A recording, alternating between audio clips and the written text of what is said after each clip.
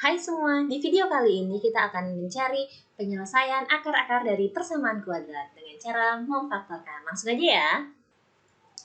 Oke, jadi untuk mencari penyelesaian, jadi kita di sini mau mencari penyelesaian dari persamaan kuadrat.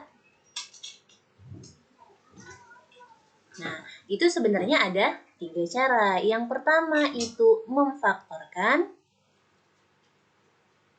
Kemudian yang kedua itu menggunakan rumus ABC. Terus yang ketiga itu menggunakan kuadrat sempurna. Oke, nah jadi ada 3 cara nih untuk mencari nilai X-nya sebenarnya. Jadi misalnya nih kita punya bentuknya itu X kuadrat dikurang 4X ditambah 4 sama dengan 0. Nah, kita tuh mau cari berapa nilai X yang memenuhi supaya ketika kita substitusikan di sini, X-nya kita substitusikan, misalkan X-nya 1. Nah, apakah dia benar sama dengan 0? Kayak gitu. Itulah dengan cara, ada 3 cara ini. Memfaktorkan, rumus ABC, dan kuadrat sempurna. Oke, untuk memfaktorkan ini sama aja kayak kita waktu zaman SD ngefaktorin angka gitu. Misal, kita punya angka 12. Nah, 12 ini kan kalau kita faktorin itu bisa 1 kali 12 gitu kan. Terus 2 dikali 6, 3 kali 4. Nah, gitu juga pada persamaan kuadrat. Jadi pas kita memfaktorkan, kita kan punya AX kuadrat ditambah BX ditambah C sama dengan 0 nih. Nah, berarti ada suatu perkalian di sini. Misalkan di sini ada P dikali Q, ya kan? P dikali Q yang dia menghasilkan 0. Nah, secara logikanya salah satunya itu udah harus 0 gitu ya. Karena kalau udah satunya 0 dikali berapapun yang dikalikan dengan 0 pasti itu 0 gitu. Kita bisa buat P-nya sama dengan 0 atau kita buat Q-nya itu sama dengan 0 supaya dia jadinya 0 gitu kan. Oke, langsung aja deh. Kita misalnya punya bentuk persamaan kuadratnya X kuadrat ditambah 4X ditambah dengan 4 sama dengan 0.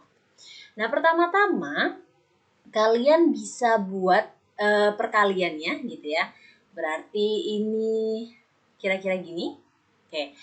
Nah, sekarang karena di sini X kuadrat berarti kan itu ada perkalian antara X sama X gitu ya. X sama X. Nah, kemudian untuk yang di sini sebagai B ya, ini kan sebagai B nih. Nah, B di sini merupakan hasil jumlah. Jadi titik-titik ditambah titik-titik yang hasilnya 4. Nah, kemudian untuk yang ini, ya, 4 ini yang di C ya, sebagai C, kita kan punya bentuknya kan AX kuadrat tambah BX tambah C sama dengan 0 gitu kan. Nah, untuk C itu merupakan titik-titik kali titik-titik sama dengan 4. Nah, kalian harus cari angka yang bisa memenuhi penjumlahan dan perkalian ini, gitu. Oke, berapa nih?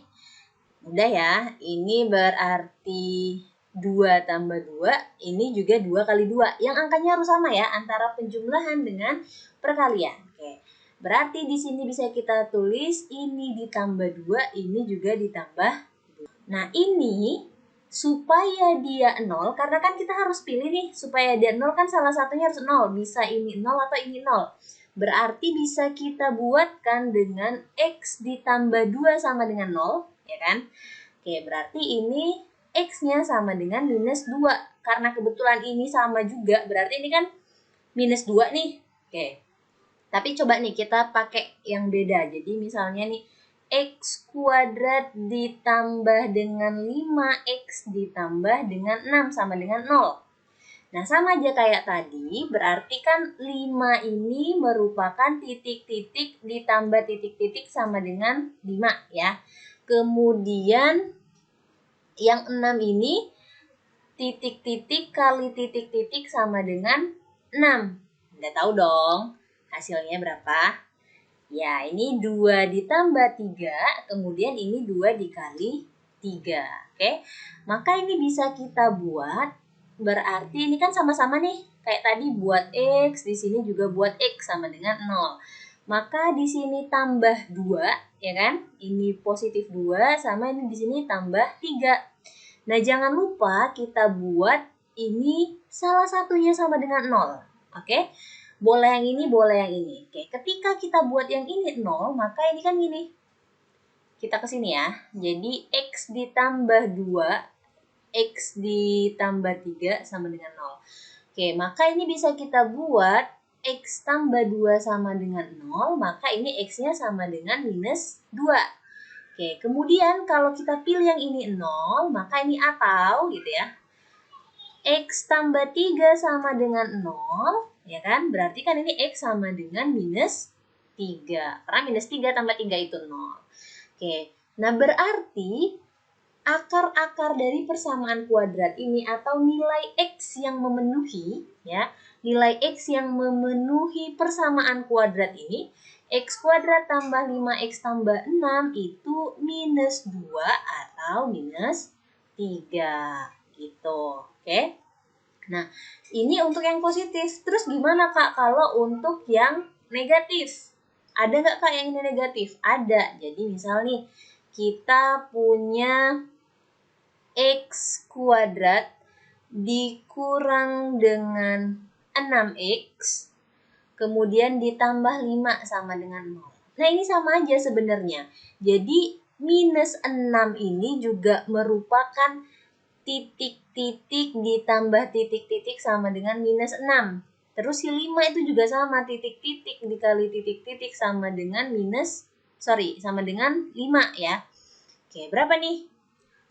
Supaya di sininya positif, berarti kan itu negatif dikali negatif, ya kan? Atau positif kali positif, tapi kita nggak mungkin ambil positif kali positif gitu. Jadi di sini itu kita ambillah yang negatif kali negatif. Jadi intinya ngambil angka yang di sini tuh kita pertama-tama cari faktor dari 5 nih sebenarnya. Ya, kayak gini tadi. Faktor dari 4 itulah 2 kali 2 ya kan bisa, atau 1 kali 4, tapi kan kalau 1 kali 4 nggak memenuhi. Terus faktor dari 6 nih 2 kali 3 gitu ya, makanya kita pilih 2 kali 3 karena 2 tambah 3 juga 5 gitu.